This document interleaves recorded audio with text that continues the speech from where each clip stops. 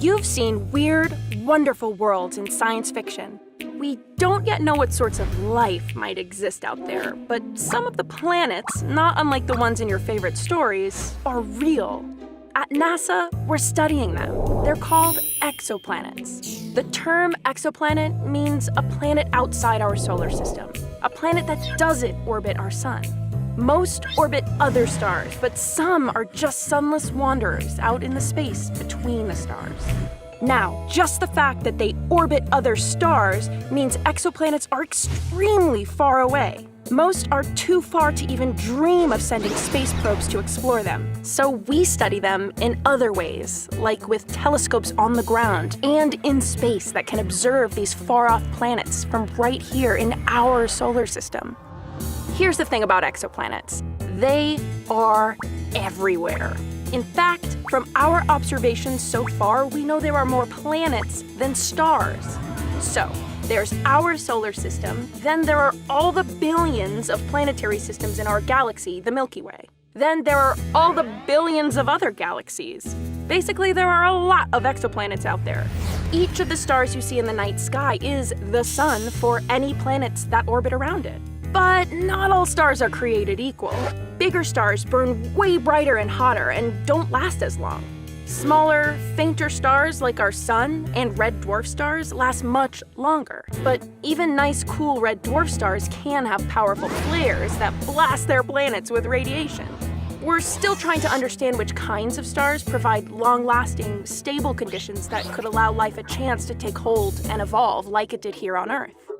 Exoplanets are super hard to see, both because they're so far away and because they're so much fainter than their stars. But we've worked out some clever methods to detect them and even take pictures of some. So what can we observe? Well, for many we can determine their size, their mass, how much they weigh, and how far away from their stars they orbit. From these and a few other clues, we can infer a bunch of other qualities, like how hot or cold it might be on their surfaces, or if they even have surfaces. We can tell that some are gas giants like Jupiter, while others are like bigger, bulkier versions of Earth. For some, we can determine they have atmospheres and even some of the gases in those atmospheres. Most exoplanets are very different from our planet. They have a lot of weird, wild variety, with gas giants much bigger than our own Jupiter, and other planets with oceans of lava or rainy glass, or even gemstones. Funny thing is, looking at how they're arranged as families of planets, we don't see a lot of exoplanet systems that look like ours so far. Many are arranged quite differently, so we might actually be the weird ones. Some planets are closer to their stars, some are super far. Some even orbit multiple stars. Imagine having 2 or 3 suns in the sky. So why do we study exoplanets? Well, our interest in finding worlds with life on them is a big factor.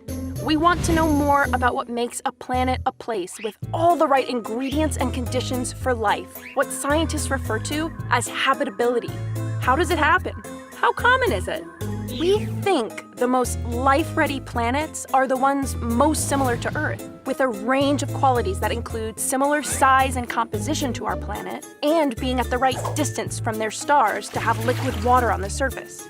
These qualities are really challenging to observe from so far away, but we're working on it. Exoplanets teach us a bunch of other things too.